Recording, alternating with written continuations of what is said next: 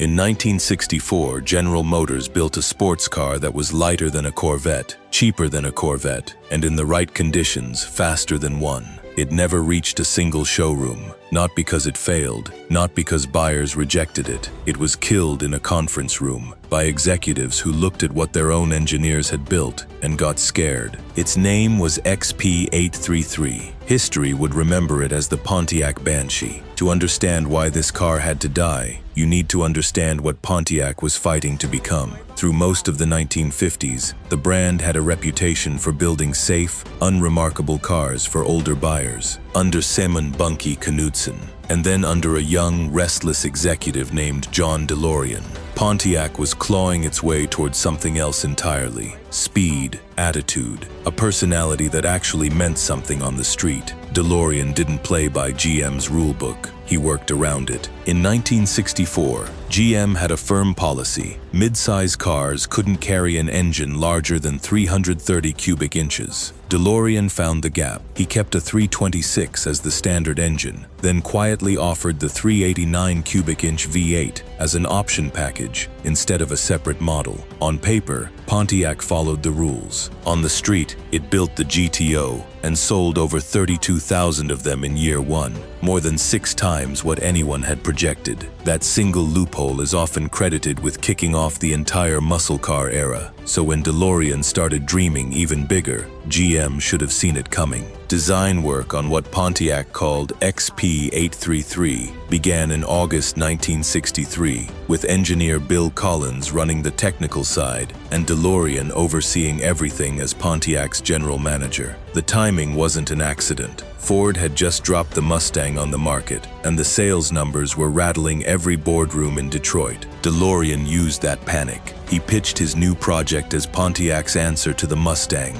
a car GM could greenlight without a second thought. That framing was a lie, and a smart one. The Mustang was a 4-seat pony car built on a mass-market platform. What DeLorean's team was actually building was a genuine 2-seat sports car, something that belonged next to a Corvette, not a Mustang. And the Corvette wasn't just another model at GM. It was Chevrolet's crown jewel, the halo car that defined the entire company's image. Nothing was supposed to touch it. Collins and his engineers built XP833 on a 90-inch steel platform, dramatically shorter and lighter than the heavy A-body frame under GM's typical mid-size cars. About 80% of the parts came straight from the Pontiac Tempest, which kept costs down. The body was fiberglass, just like the Corvettes. Long hood, cab rearward seating, a short tail, a stance that sat low and mean. 2 running prototypes came out of the program: a silver hardtop coupe with a 230 cubic inch overhead cam inline-6, tuned down to a modest 155 horsepower to keep GM management calm, and a white convertible carrying a 326 cubic inch V8.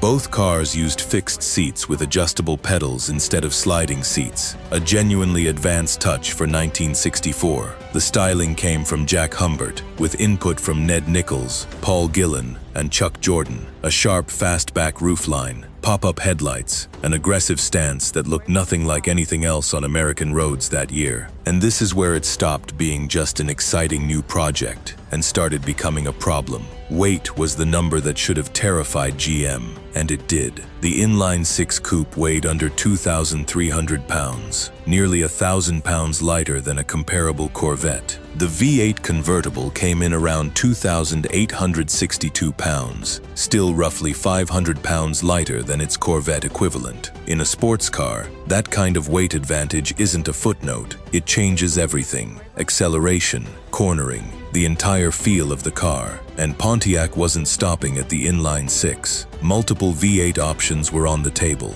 The convertible was documented hitting 60 miles per hour without ever leaving second gear. Higher performance versions were projected north of 300 horsepower. Put that kind of power into a chassis that light, and you get a power-to-weight ratio that lands right in Corvette territory, with a real chance of beating it. There was also the engine itself. In 1964, nearly every American car ran a traditional pushrod design. Reliable, simple, and not particularly clever. DeLorean had been watching Jaguar's E-Type and wanted that same overhead cam sophistication for Pontiac. Placing the camshaft above the cylinder head let the engine breathe better and rev higher than anything else out of Detroit. The base version made 165 horsepower. The Sprint 4-barrel pushed that to 207. And Royal Pontiac in Detroit had a performance package that took it further still. XP833 didn't need a big block to be dangerous. It was dangerous because it was smart. So when DeLorean walked into GM leadership with both prototypes and a full production plan, the room was reportedly impressed, genuinely impressed. And that was exactly the problem. GM ran on a strict brand hierarchy. Chevrolet owned performance. The Corvette was untouchable. A Pontiac that was cheaper, lighter, and potentially faster wasn't just going to steal a few sales. It would gut the entire reason the Corvette existed as an icon. And GM hadn't forgotten what DeLorean had already gotten away with once. If he'd found a loophole to build the GTO, what was stopping him from eventually dropping a big block V8 into a car that already weighed nearly 1,000 pounds less than a Corvette? Chevrolet didn't want to find out.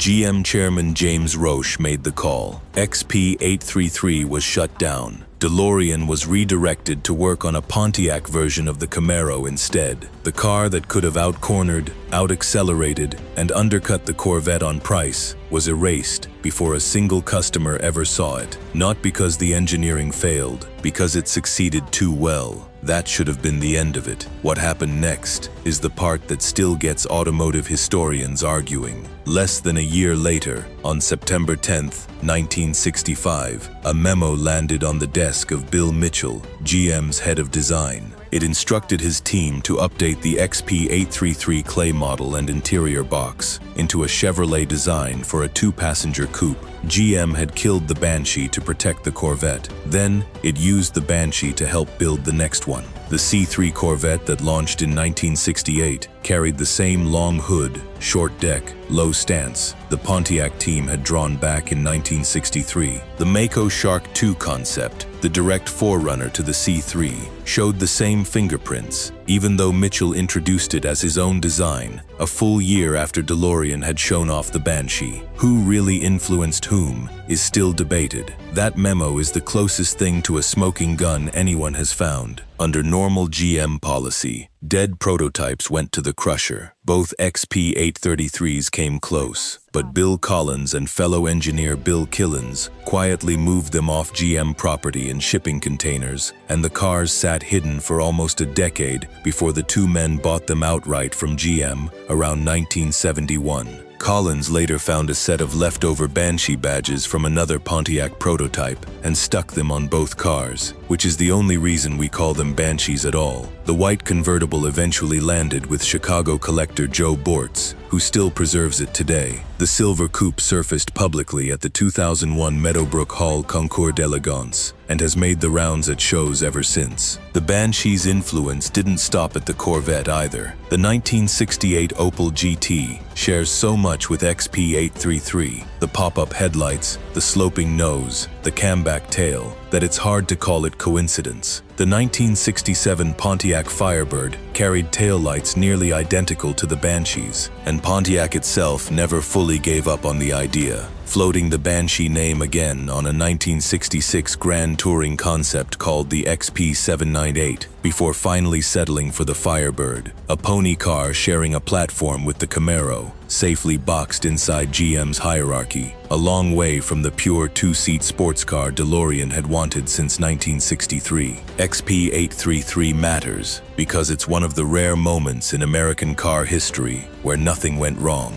The engineering worked, the styling worked, the business case worked, and the project still died, not in the marketplace, in a conference room. It leaves behind a real question. If GM had let the Banshee reach dealerships, would American sports cars have chased a lighter, more European path instead of the heavy big block road the muscle car era eventually took? DeLorean left GM for good in 1973, worn down by years of exactly this kind of fight. What's left of XP833 today is two prototypes in private hands, a handful of old photos photographs, a lineage you can still trace through the C3 Corvette, the Opel GT, and the Firebird, and one memo from September 1965 that keeps the argument alive. 60 years on, people are still asking what the Banshee would have meant for Detroit if it had ever been allowed to exist. If stories like this one are your kind of thing, this is exactly what Engine Edge is built around, the cars that almost were. Stick around, subscribe,